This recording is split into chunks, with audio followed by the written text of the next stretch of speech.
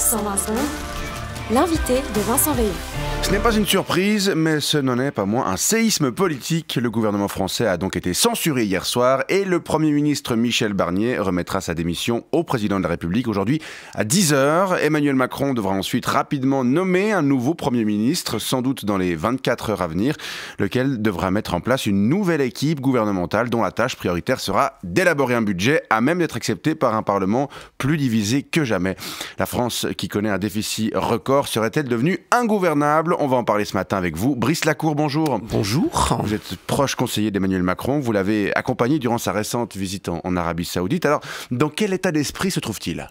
Alors, le président de la République est extrêmement serein. Comme vous l'avez dit, il rentre d'Arabie Saoudite, où le temps était très agréable et où d'importants contrats ont pu être signés par les représentants des industries pétrolières et d'armement qui l'accompagnaient et dont plusieurs étaient d'ailleurs ses clients à l'époque où il travaillait pour la banque Rothschild. D'accord, mais sur le front de la politique intérieure, quel est son sentiment ? À quel dossier pensez-vous ? À la motion de censure, hier soir. Ah oui, bien. Le président de la République a pris acte de la décision souveraine de l'Assemblée nationale, à laquelle il voue d'ailleurs la plus haute estime, et il va prendre, comme à son habitude, les décisions les plus justes et les meilleures pour permettre à la France de poursuivre sur la voie des réformes, conformément au mandat que le peuple français lui a clairement confié à 2 reprises, et pour répondre à ses attentes légitimes. Oui, d'accord, mais pour faire des réformes, notamment budgétaires, il faut une assemblée qui parvienne à se mettre d'accord, et là, c'est pas vraiment le cas par sa faute.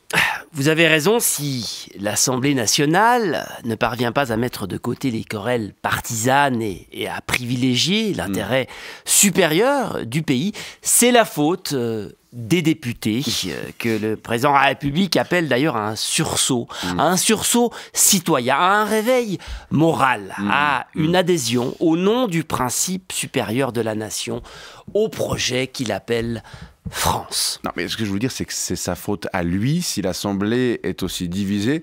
Est-ce qu'il regrette d'avoir décidé sa dissolution ? Nullement.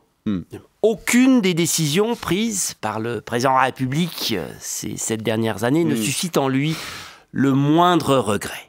Les citoyens ne mesurent peut-être pas encore la chance qu'ils ont d'avoir pour guide cet homme éclairé, cet homme pénétré par la grâce. Qui d'autre que lui aurait pu organiser d'aussi merveilleux Jeux Olympiques ? Qui d'autre aurait pu remettre debout Notre-Dame, plus forte et majestueuse que jamais, pour embrasser le prochain millénaire ? Alors, qui d'autre ?